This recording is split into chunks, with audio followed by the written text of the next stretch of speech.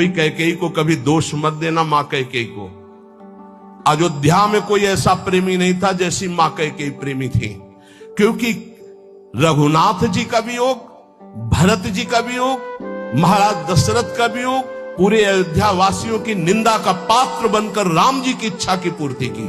ये माता कैकेयी है, दूसरे में इतनी सामर्थ्य नहीं थी। माता कैकेयी जितना राम जी को प्यार करती थी, शायद है उतना कोई अवध में प्यार करता हो। भगवान श्री राम एकांत में माता कैकेयी से कहा, मां मैंने पूरी अवध में देखा है कि आपसे ज्यादा मुझे कोई प्यार नहीं करता, और ये सामर्थ्य केवल अधिक प्यार करने वाले में ही होती है। तो आप मेरे लिए निंदा सहेंगी, मेरे लिए आप अपमान सहेंगी, मेरे लिए पुत्र वियोग, मेरे लिए पति वियोग, ये केवल आप ही सह सकती हैं। इतना त्याग आप कर सकती हैं, मुझे पता है, क्योंकि आप हृदय से बहुत बहादुर हैं। देवासुर संग्राम में साथ गई थी कैकेयी जी महाराज चक्रवर्ती सम्राट दशरथ के।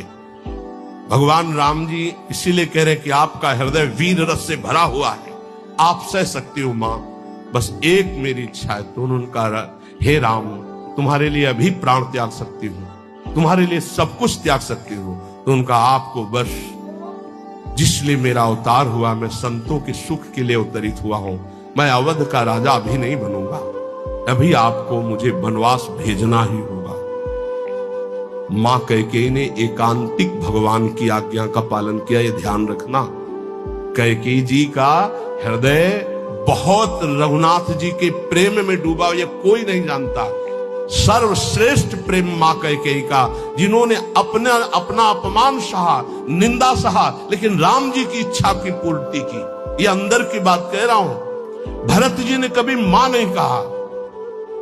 जब राम जी वापस अयोध्या आए तो उन्होंने कहा, बेटा तुम्हारी पूरी बात मानी थी, पर मैं एक बात नहीं सह सकती। अपने पति का वियोग सह गई, लेकिन मेरे भरत ने आज तक मां नहीं कहा। बेटा अब मेरी इच्छा एक बार मां कहला दो।